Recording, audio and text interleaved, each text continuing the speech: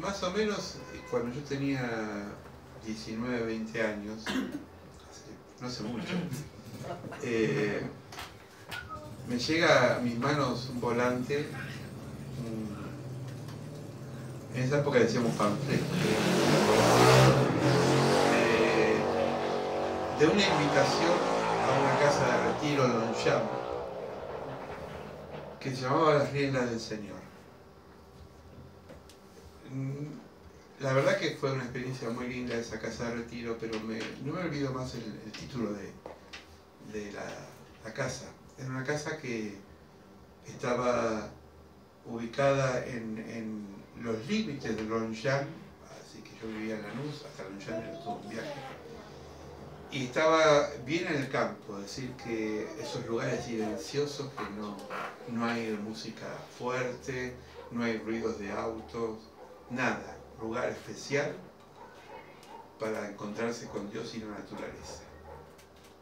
Y el cartel de la casa de retiro llamaba Las Riendas del Señor. Cuando leí el contenido de la invitación, era lo que hoy les voy a compartir a ustedes, que es un pasaje ya conocido, que es la conversión de Pablo, de Saulo de Tarso. Cómo él manejaba las riendas hasta ese momento y cómo Dios empezó a manejar las riendas de Pablo.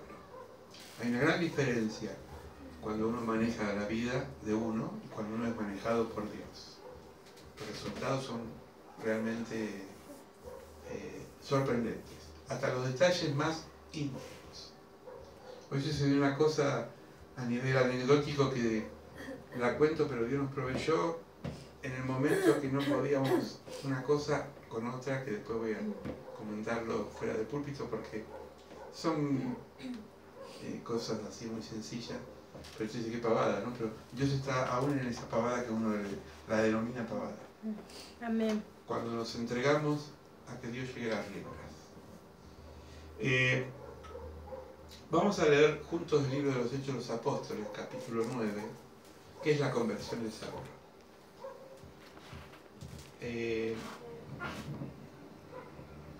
Los que quieren leerlo de la pantalla, y si no, de sus Biblias, celulares. Dice así, Hechos 9. Saulo respiraba aún amenazas y muerte contra los discípulos del Señor. Vino al sumo sacerdote y le pidió cartas para las sinagogas de Damasco, a fin de que si hallase a algún hombre o mujer en el camino los trajere preso a Jerusalén. Los que no conocen desde dentro la vida de la fe de los cristianos, enseguida levantan prejuicios. Por ejemplo, a veces por mecanismos de defensa, pero la gente que no conoce la iglesia, que no conoce al Señor, que no conoce a Cristo, juzga sin saber. Y como el ser humano necesita justificar sus argumentos, lo primero que hace es atacarlo. Es un mecanismo de defensa, pero al mismo tiempo de ataque. Seguramente le habrán pasado a ustedes, pero a mí también. Aquellos que no entienden el Evangelio lo critican. Y yo aprendí que algo se tiene que ser criticado en el buen sentido estando adentro, ¿no? Por ejemplo, yo no puedo juzgar desde afuera la medicina si yo no soy médico, porque no sé los vericuetos del médico. No puedo juzgar la justicia si yo no soy juez o abogado. Desde afuera es muy fácil sacar conclusiones. Ahora que salió a luz después de un año de la desaparición de Ara San Juan, hay un montón de conjeturas, pero no de ahora, sino de que en el momento que el submarino se hundió, ¿no? Que lo hundieron, que fueron enemigos de otro país, que fue un autotentado, qué sé yo. El tema es que 48 que son víctimas, 44 víctimas murieron porque están muertos. Hoy escuchaba el comandante de la nave que era no de la nave, era de San Juan, pero de la Marina, que decía que imposible sacar un barco, un submarino de ese peso, ¿no? Que pesa 2.500 toneladas. Es decir, que para sacarlo implica 900 metros de profundidad. No alcanzaría, porque encima casi está como partido, entonces si lo sacarían con lincas o sogas, se podría partir. Así que bueno, se sabe dónde está, pero de ahí en más, yo no sé, no sé si puedo ponerme en el zapato del familiar, pero un familiar siempre quiere enterrar a un ser querido o ver el cadáver, ¿no? No sé si se va a poder sacar también los cuerpos. Pero fue una tragedia, pero yo veía esto. Desde afuera, todo el mundo opinaba, ¿no? Como lo pasa igual con el deporte. Cuando juega Argentina, son todos director técnico. Pero hay un solo director técnico que está en la cancha. Y es el que sabe por qué pone un jugador, por qué pone a otro, ¿no? Pero somos muy rápidos a sacar conclusiones. Entonces, Saulo, antes de ser Pablo, Saulo tenía un argumento en contra de los cristianos. Para él eran herejes, eran personas malas y había que encarcelarlos y, si es posible, matarlos. En los primeros años del cristianismo se les llamaba los del camino. Fíjense en versículo 2, dice: se les pidió carta a la sinagoga de Damasco a fin de que hallase algunos hombres o mujeres de este camino. Cristianos se les llamó mucho después en Antioquía, está en el libro de los Hechos de los Apóstoles. Pero antes no se les decía cristianos, los del camino, porque seguían en el camino a Jesús, ¿no? Saulo, cabalgando kilómetros, se calcula más de 150 kilómetros, de Jerusalén a Damasco. Es decir, miren qué hombre, ¿no? Con qué persistencia. Era un hombre tenaz y persistente. Dios usa nuestra naturaleza y la invierte para sus motivos. Las personas que tienen un carácter fuerte, que son tenaces, constantes, aunque no conozcan a Dios, cuando se convierten en el camino, Dios usa ese temperamento para hacer grandes cosas. Es decir, no eligió al azar cualquier persona, eligió a un hombre como Saulo, que aparte de ser sabio en la palabra de Dios, era tenaz. Cabalgar kilómetros y kilómetros para buscar un cristiano y meterlo preso. Nosotros no vamos ni a la esquina a veces con el Señor. Él cabalgaba, por su fe estaba equivocado, pero él creía que estaba convencido que lo que hacía era lo correcto. Hizo una listita: constante, tenaz, terco, ¿no? Hay algún terco acá, obstinado, perseverante, continuo, incesante, persistente, firme, inmutable. Son sinónimos de insistencia o insistente. La persona insistente tiene estas cualidades: constante, procura, busca, ¿no? Y hasta que no logra. Mis mejores alumnos que tuve en el colegio no fueron los que más estudiaban, sino los que más me hinchaban, los que más buscaban. Decían, hasta que no me pique, no lo dejo en paz. Y me gustaba esa gente. A mí nunca me gustaron los alumnos que, da igual, qué sé yo, aprende. Porque el que se perjudicaba era el alumno. Hay gente que es así, no quiere en la vida zafar en todo. Se llama la ley del mínimo esfuerzo. Todo implica esfuerzo. Todo. Dice la palabra de Dios en Romanos 12, ser gozosos en la esperanza, sufridos en la tribulación, constantes en la oración. Si, tribulación es lo que vivimos cuando estamos en prueba. Vos lo hablaba recién. Cuando vivimos una prueba, Dios nos da la salida. Pero la prueba es inevitable. Sufrimos momentos difíciles. Tenemos esperanza, pero somos constantes en la oración. Oramos y percibimos, y hasta que Dios nos lo manda. ¿Se acuerdan el jueves, la predicación? Hasta que Elías no vio una señal, no aflojó. 7 veces fue al Monte Carmelo el criado a ver si había una nube. Y apareció una nube y dijo, hay nube, hay lluvia. Ser perseverante. Versículos 3, 4 y 5. Dice, mas yendo por camino aconteció que al llegar cerca de Damasco, repentinamente le rodeó un esplendor de luz en el cielo. Y cayendo en tierra, oyó una voz que le decía, Saulo, Saulo, ¿por qué me persigues? Él le dijo, ¿quién eres, Señor? Y él le dijo, yo soy Jesús, quien tú persigues.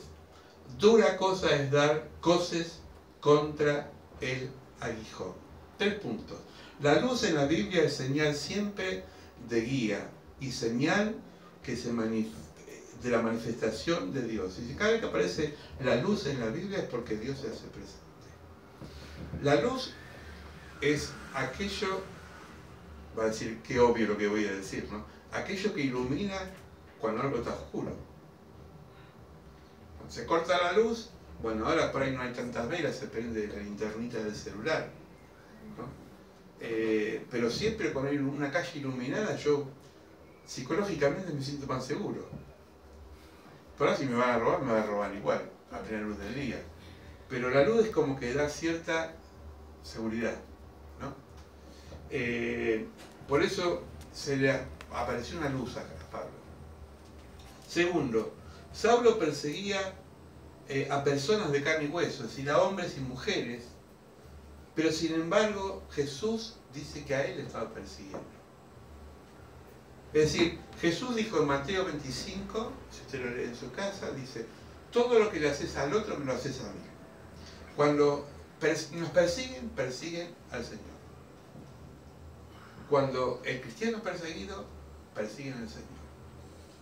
Cuando la persecución de lo que fuere, sea psicológica, lo que fuere, lo están directamente atacando al Señor. Por eso el Señor dice, mía es la venganza, no te calientes, no te pelees, deja que yo me cargo. Nosotros siempre nos adelantamos, pero Dios es el que hace justicia. ¿Y qué es dar coces contra el aguijón? Es lastimarse a sí mismo. Hay gente que se lastima pensando que agrede a los demás, pero lo primero que se agreden son ellos mismos.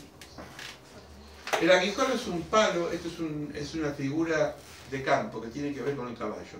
Dice, un aguijón es un palo agudo que a veces con una punta de metal se usa para hacer que el ganado camine o para hacer que se mueva el animal, y se lo usa muchas veces para arar. Es como una aguja, darse coce contra el aguijón es golpearte la mano. Es como si vos acá pones una aguja y decís, ¡tem, tem, tem! ¿Quién se lastima, la aguja o vos? Te das contra la pared, hay gente que se da contra la pared, golpes, en serio, yo he visto pa. ¿Quién le duele, la pared o la cabeza? Bueno, pero uno piensa que agrediendo algo más duro se va a dañar lo que golpea, se daña uno mismo. Entonces, siempre la maldad es un boomerang. Cada vez que uno laca rabia, esa rabia vuelve a uno. Es así. Entonces, Dios le dice, Jesús le dice a Pablo, no te hagas daño. Dar contra el aguijón te está lastimando vos mismo. A mí no me va a hacer nada porque yo te resucité. ¿Podemos realmente a Dios dañarlo? No. Porque Dios es poderoso.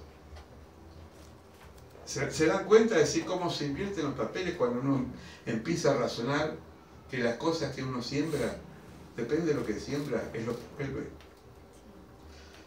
Él temblando, versículos 6, 7, 8 y 9, temblando y temeroso, dijo, Señor, ¿qué quieres que yo haga?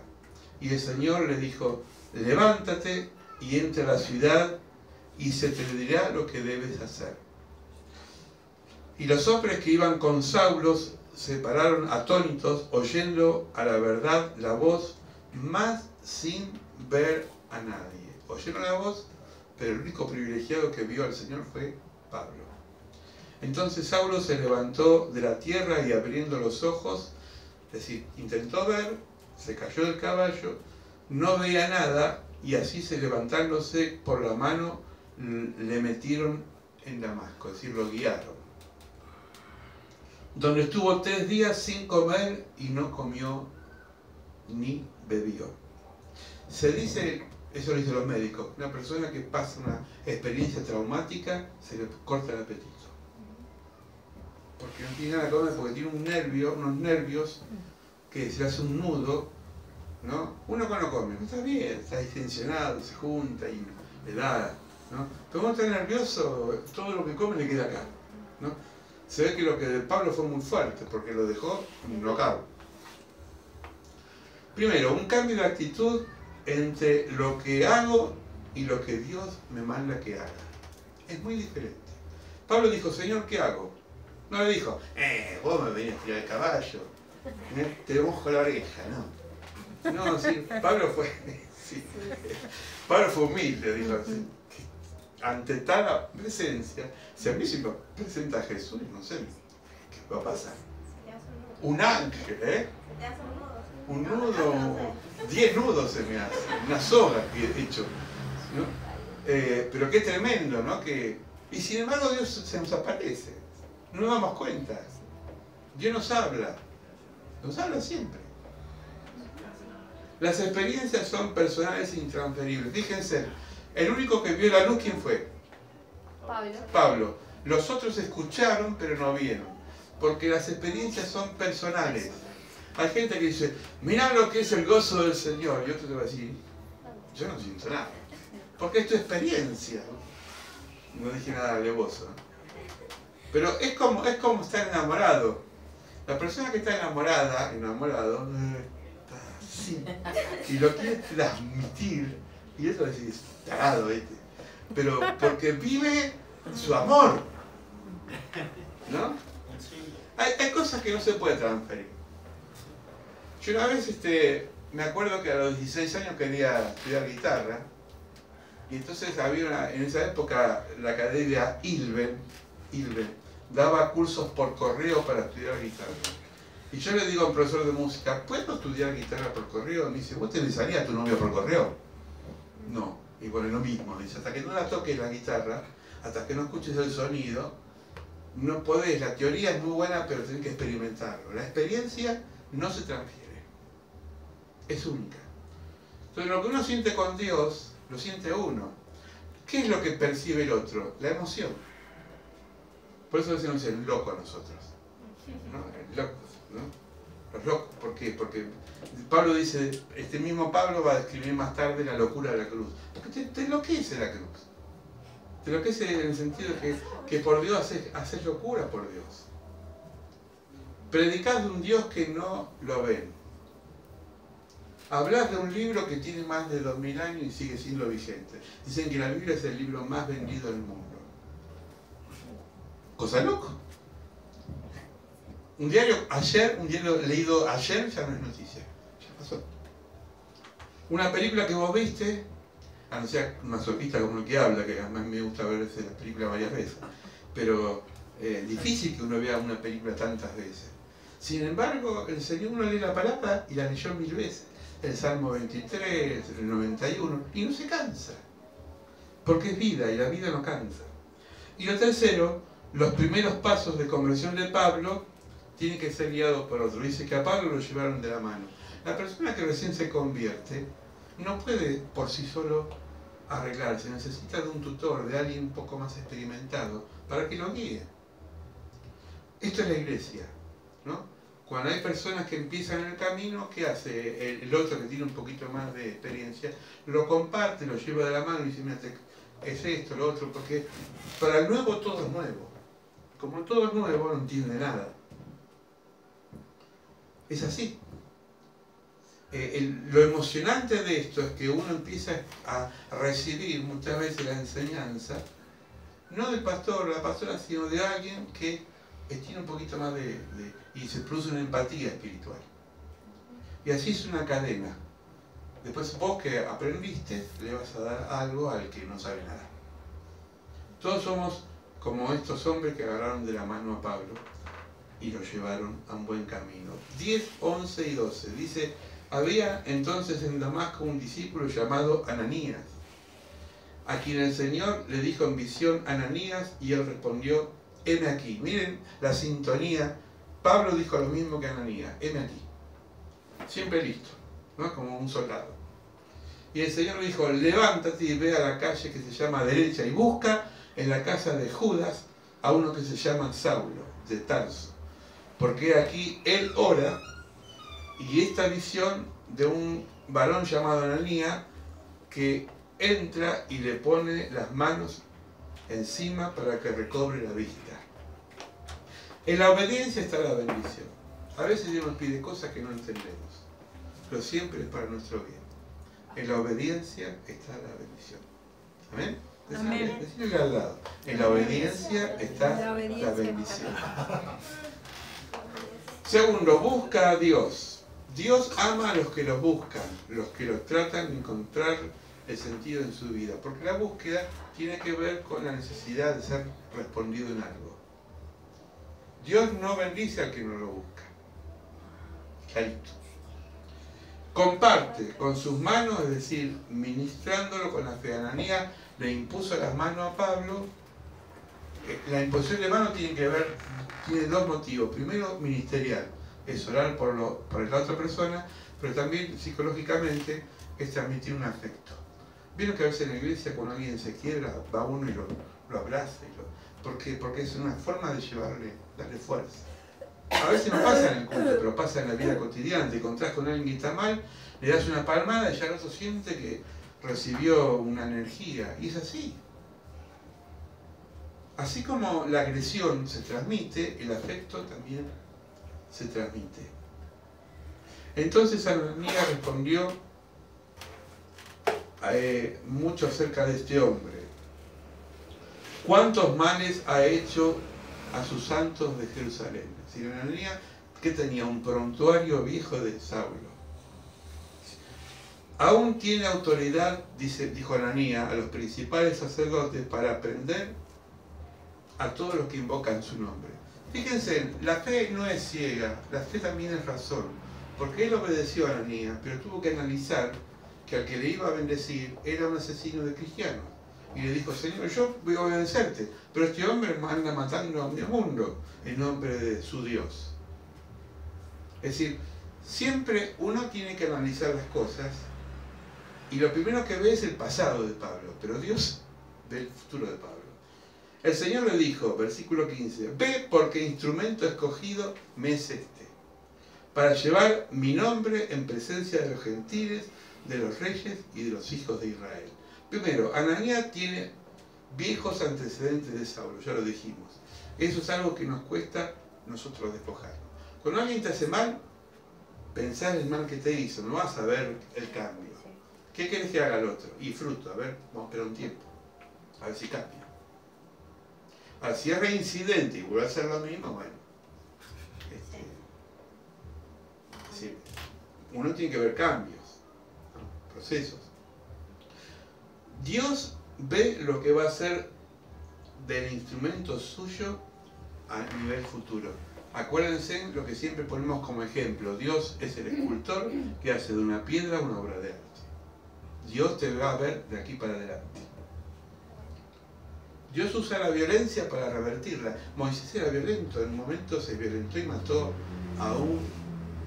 ¿Se acuerdan de esa escena? Sí. Vio que él salió a caminar él era príncipe de Egipto, era segundo del faraón, tenía poder, todavía no era el Moisés de las tablas, sino que era el hijo adoptado de una familia faraónica. Sale a ver que había esclavitud y se siente mal y mata a un egipcio. Como todo sale a luz, al otro día hubo una pelea y entonces le dijo, ¿vos qué te venías a hacer ahora el santito si ayer mataste a uno? Moisés dice, me chavaron y rajó. ¿Sí? Esa violencia Dios la trató 40 años, así que hay tiempo, ¿eh? Dios la trató 40 años, a los 40 años lo amansó y a los 80 lo llamó. ¿Para qué? Para liberar a su pueblo. Todo llega.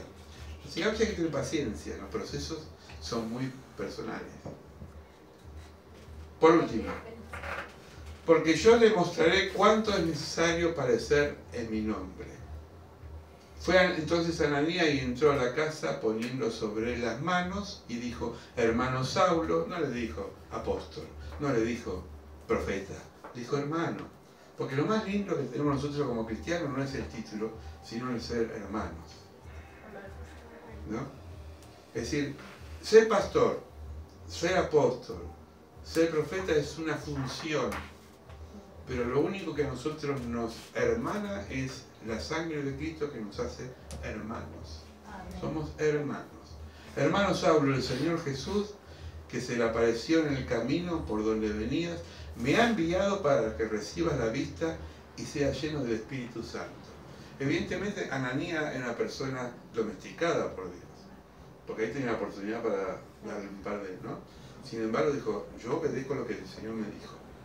Y al momento se le cayeron los ojos y las escamas, y recibió al instante la vista, y levantándose se bautizó. El bautismo es el primer paso de fe que uno hace.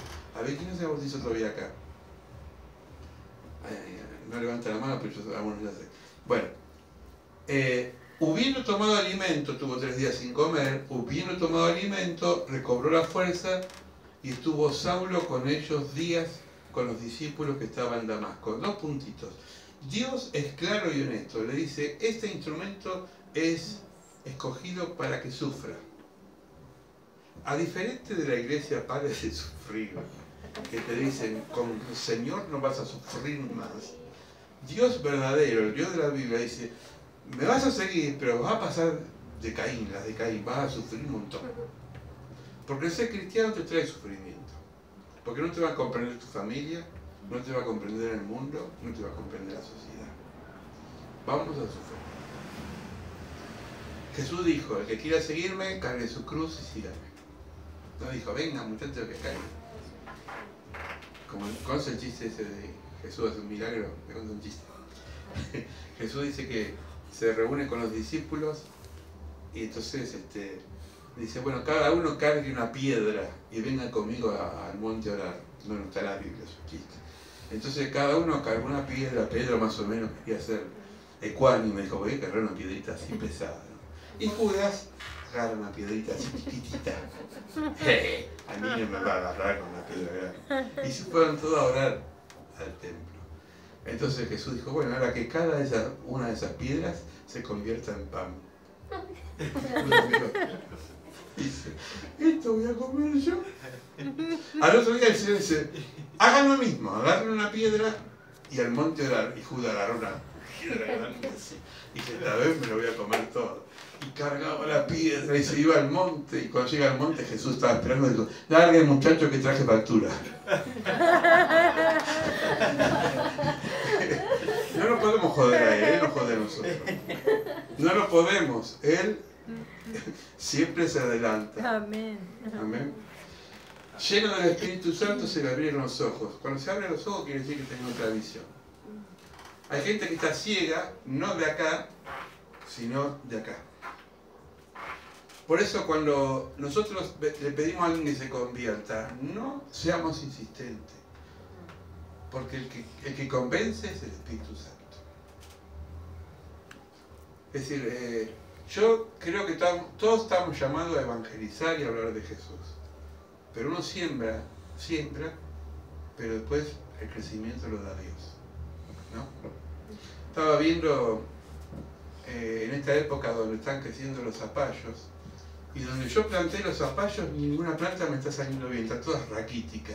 Hoy estaba viendo, pobre, uno que puse en la maceta y parece, no sé, un viejo de 90 años, todo arrugado, está así. Y hay uno que creció solo ahí, el desgraciado, solo, y creció grande, y está creciendo. Digo, yo ese no lo planté. Pero la naturaleza nos da una lección, quiere decir que la naturaleza hace lo que quiere con la planta, ¿no? Bueno, Dios también hace lo que quiere con nosotros. Entonces, no...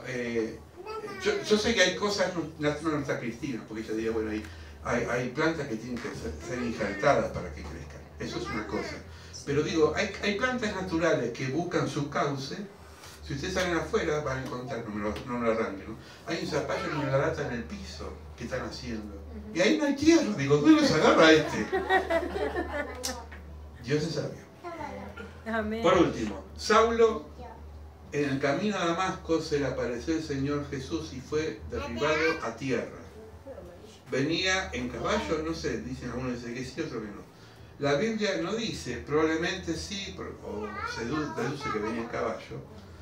Él formaba parte del Sanedrín, es decir, él tenía peso, era como un obispo de la Iglesia Católica, tenía un peso importante. Era un hombre importante. Tenía que recorrer una distancia 241 kilómetros.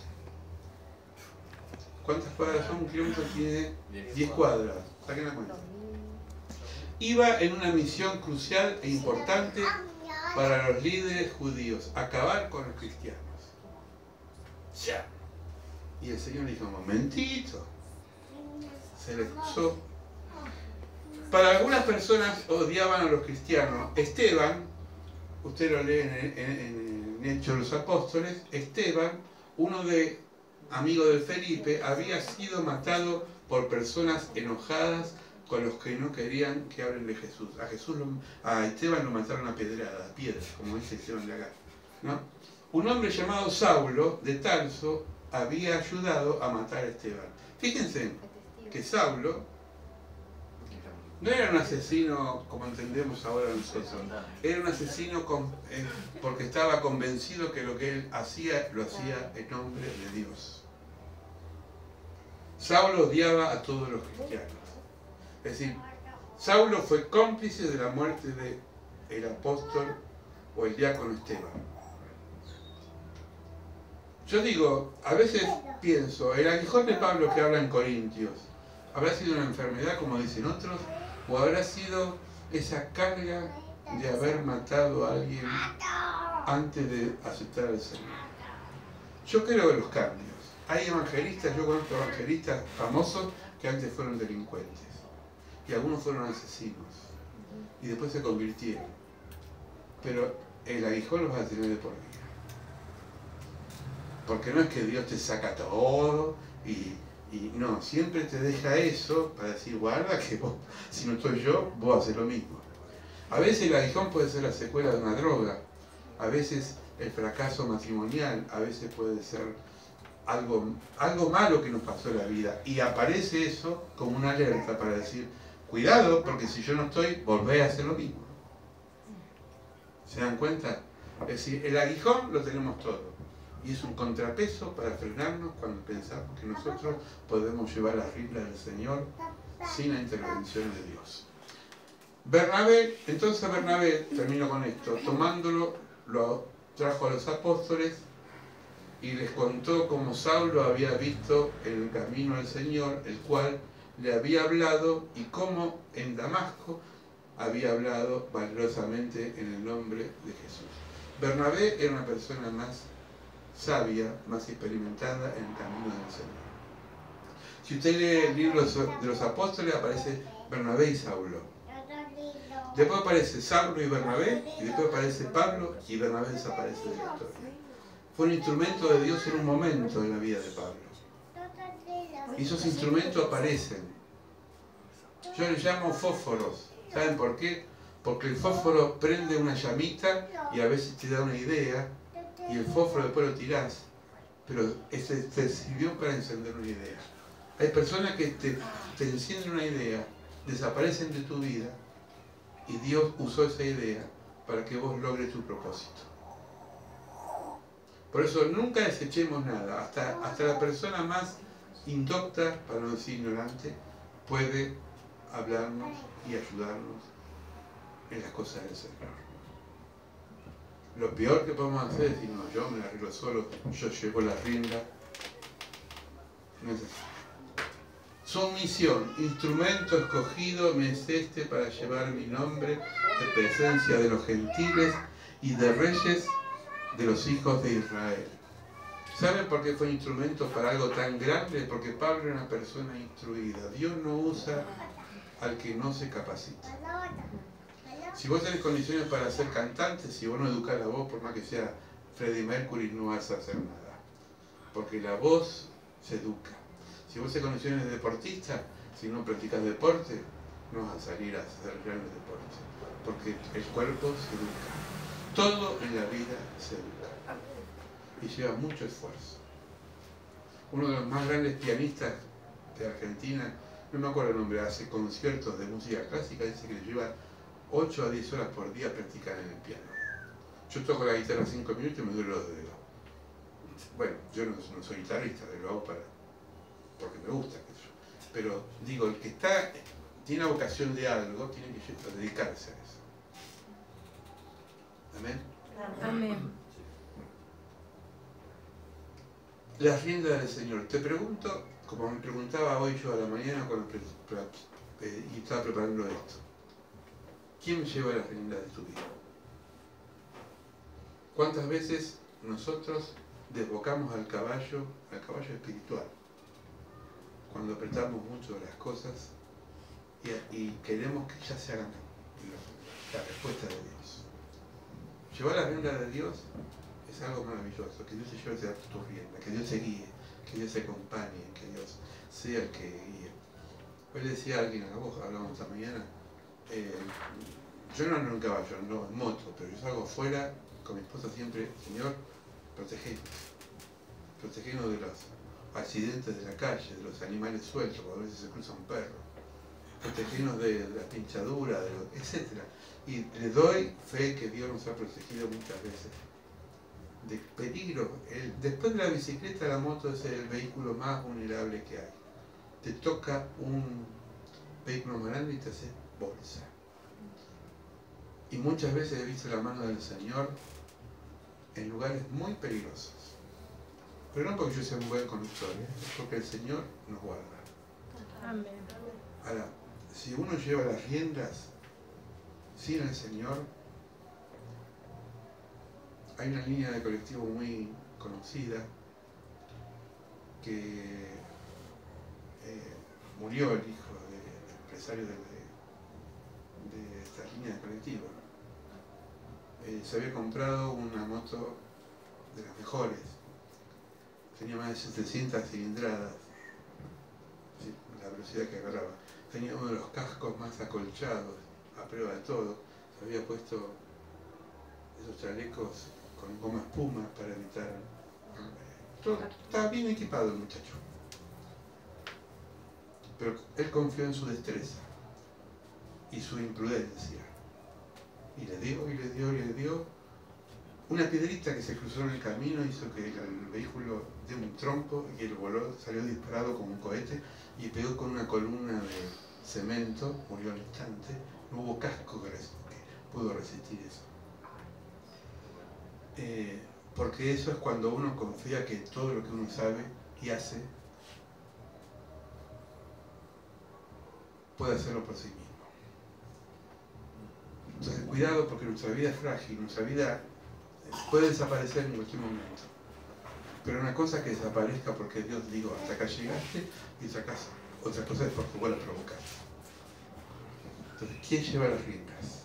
Vamos a orar para que el Espíritu Santo nos ilumine esta noche. Amén. Amén. Señor, en primer lugar te pido perdón por las veces que he llevado yo las riendas y me he caído a la tierra, me he caído, me he tropezado, me he golpeado, Señor. Tú saliste al encuentro, me levantaste, trajiste a un Ananías en mi vida y de vuelta, Señor, vino la luz.